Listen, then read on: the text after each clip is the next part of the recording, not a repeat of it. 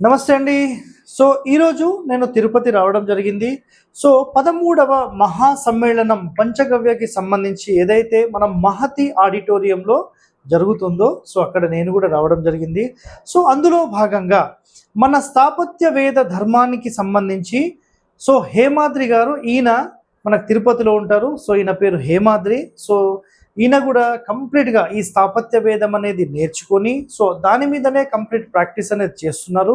So ఈరోజు ఒక చిన్న డిస్కషన్ ఏంటంటే ఒక ప్రశ్న.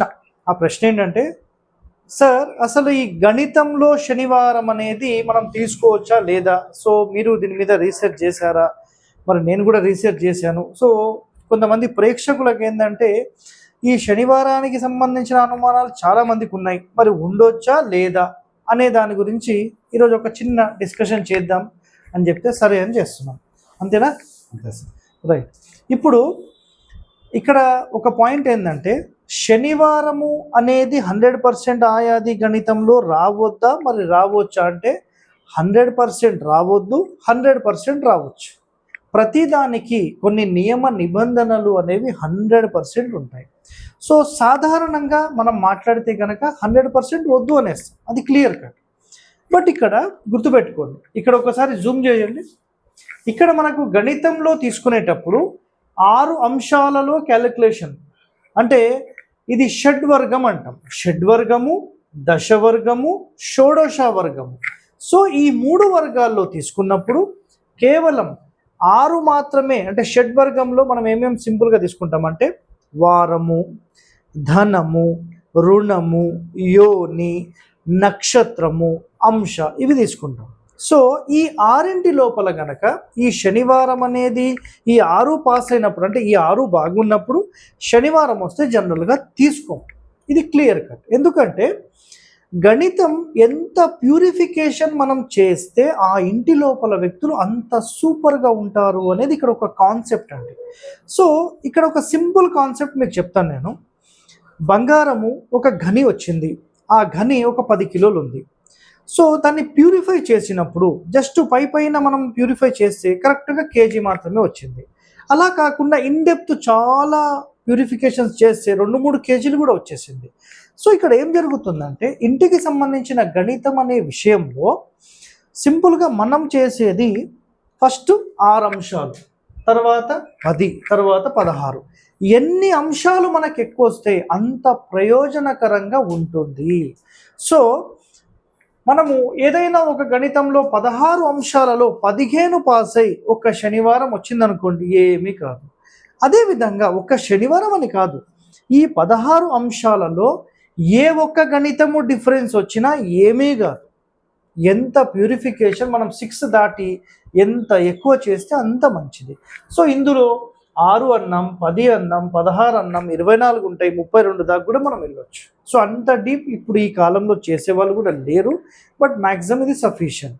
సో హేమాద్రి గారు, మీ రీసెర్చ్లో ఇప్పుడు మీ ప్రకారంగా శనివారంకి సంబంధించిన ఎక్కడన్నా మీరు ఇచ్చారా? నేనైతే ఇంతవరకు ఎవరికి ఇవ్వలే. జనరల్గా అంత ఇప్పుడు 16 అంశాలు తీసుకున్నప్పుడు ఏదన్నా 1-2 మిస్ అయితే 100% ఇవ్వచ్చు, దాంట్లో ఇష్యూస్ ఏం లేవు. మీ అనుభవం ఏముంది మరి దీంట్లో? సార్ యాక్చువల్గా శనివారం అనేది అది బ్యాడ్ డే కాదు సార్.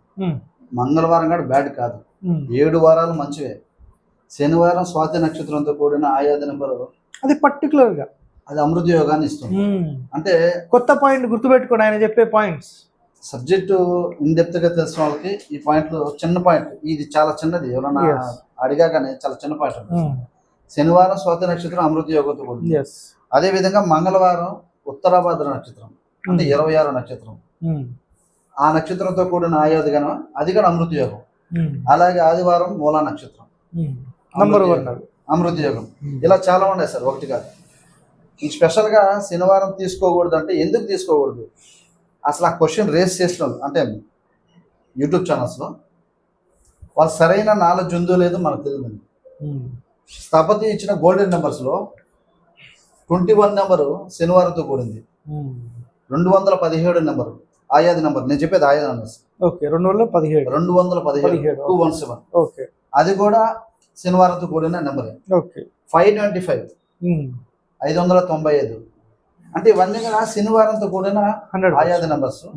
ఇది మనకు గణపతి సత్య గురువు గారి గోల్డెన్ నెంబర్స్లోనే నెంబర్స్ సార్. అంటే ఇక్కడ ప్రేక్షకులారా అండ్ వ్యూవర్స్ అండ్ ప్రజలరా ఎవరైనా సరే వీడియో చూసేవాళ్ళు ఒక్కటే గుర్తుపెట్టుకోండి, స్థాపత్య వేదంలో ఒక గురువు దగ్గర నుంచి నేర్చుకుంటే ఈ రీసెర్చ్ చేసిన సమాచారం కానీ లేదంటే గురువులు ఎలా ఫాలో అయ్యారనేది అందరికీ తెలుస్తుంది.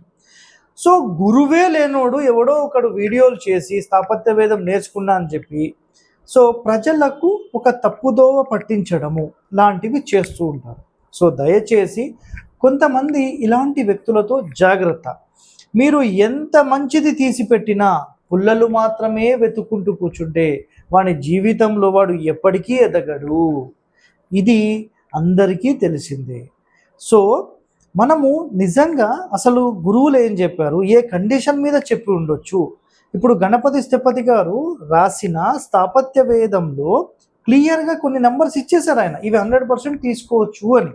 సో కండిషన్స్ అన్ని నిజంగా తెలిస్తే అసలు ఈ ప్రశ్ననే ఎవరు వేయరు. సో ఆలోచన చేయండి.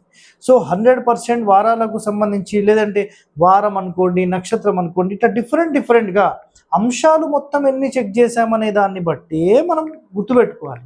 అర్థమైందా? సో ఎవరైనా మీరు 100% ఈ అంశాలకు సంబంధించి వారాలకు సంబంధించి ఇలాంటి ఏ కన్ఫ్యూజన్ ఉన్నా మీరు అసలు ఎలాంటి టెన్షన్ అవసరం లేదు. ఎవరైతే స్థాపత్య వేద ధర్మం తెలిసిన వాళ్ళు ఉన్నారో వాళ్ళని సంప్రదించి మీరు నివృత్తి చేసుకోవాలి.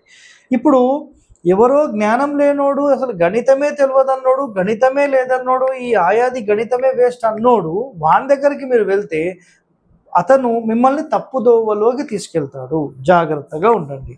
ఓకేనా? So stay tuned to our channel. Thank you.